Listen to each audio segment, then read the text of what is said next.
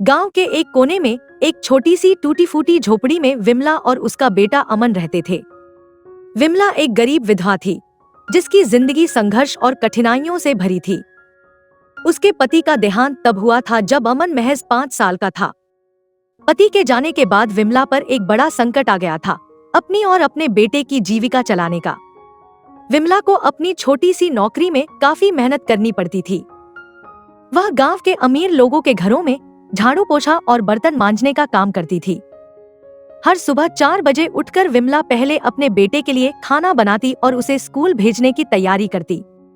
अमन का स्कूल गांव से कुछ दूर था और उसे वहां पहुंचने के लिए पैदल चलना पड़ता था। लेकिन विमला ने उसे हमेशा प्रेरित किया कि शिक्षा ही उसकी जिंदगी को बदल सकती है।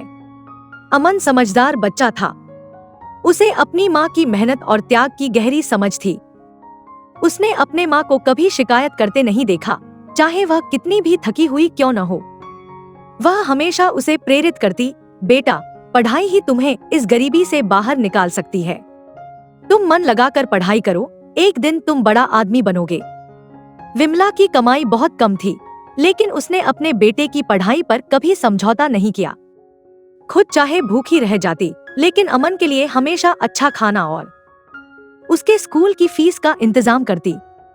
वह कई बार रात को बिना खाए सो जाती ताकि अगले दिन अमन के लिए अच्छे कपड़े और किताबें खरीद सके। अमन ने भी अपनी माँ के त्याग और संघर्ष को समझा। वह अपनी पढ़ाई में हमेशा अव्वल रहता।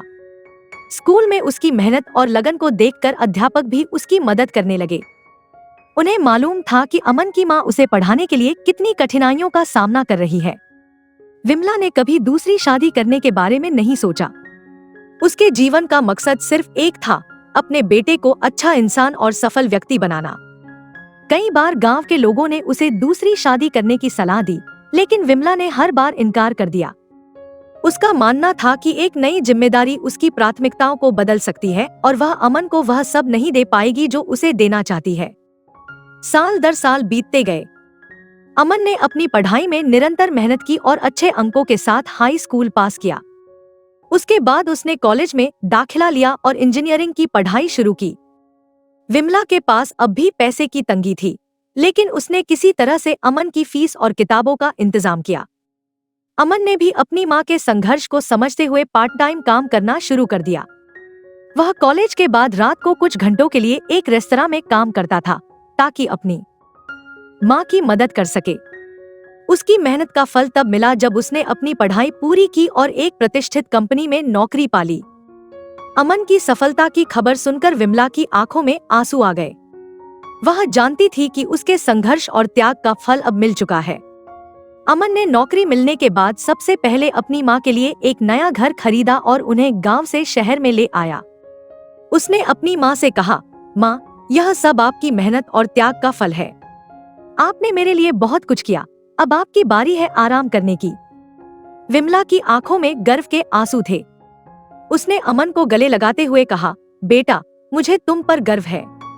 तुम्हारी सफलता मेरी मेहनत का फल है, लेकिन तुम्हारा प्यार और सम्मान मेरे लिए सबसे बड़ा पुरस्कार है। अमन ने अपनी माँ की कुर्बानियों का सम्मान करते हुए कहा, माँ, आपने मेरे लिए जो किया उसके लिए मैं जिंदगी भर आपका आभारी रहूंगा। आपने मेरे लिए खुद को समर्पित किया और मुझे हमेशा सही मार्ग दिखाया। मैं आपके बिना कुछ नहीं कर सकता था। विमला और अमन की यह कहानी न केवल त्याग और संघर्ष की थी, बल्कि इस बात का प्रमाण भी थी कि सच्ची मेहनत और लगन से हर मुश्किल को पार किया जा सकता है। विमला ने अपने बेटे की खुशियों के लिए अपने सपनों को कुर्बान किया और अमन ने अपनी माँ की कुर्बानियों का सम्मान करते हुए एक सफल और अच्छा इंसान बनने का संकल्प लिया। दोनों की जिंदगी में संघर्ष और कठिनाइयां जरूर थी, लेकिन उन्होंने अपने प्यार और समर्पण से हर मुश्किल को पार कर लिया। इस प्रकार विमला ने न केवल अपने बेटे को सफलता के शिखर पर पहुंचाया, बल्कि अपने त्याग और समर्पण से यह साबित कर दिया कि माँ का प्यार और उसकी मेहनत किसी भी कठिनाई को हरा सकती है। इस कहानी से हमें यह सीख मिलती है कि कठिनाइयों और संघर्षों के बावजूद सच्चे प्रेम और समर्पण से हर बाधा को पार किया जा सकता है। माँ के त्याग और बेटे के संघर्ष ने एक साधारण जिंदगी को एक महान सफलता की कहानी में बदल दिया। दोस्तों, आपको हमारी आज की ये कहानी कैसे लगी, हमें कमेंट करके जरूर बताएं। अगर कहानी अच्छी लगी तो वीडियो को लाइक करें और अपने दोस्तों के साथ भी शेयर करें। मिलते हैं अगली वीडियो में एक नई कहानी के साथ। दोस्तों, अगर आपके पास भी कोई कहानी है तो आप हमारे चैनल पर दिखाना चाहते हैं तो आप हमें अपनी कहानी डिस्क्रिप्शन में दिए गए ईमेल एड्रेस पे भेज सकते हैं। धन्यवाद।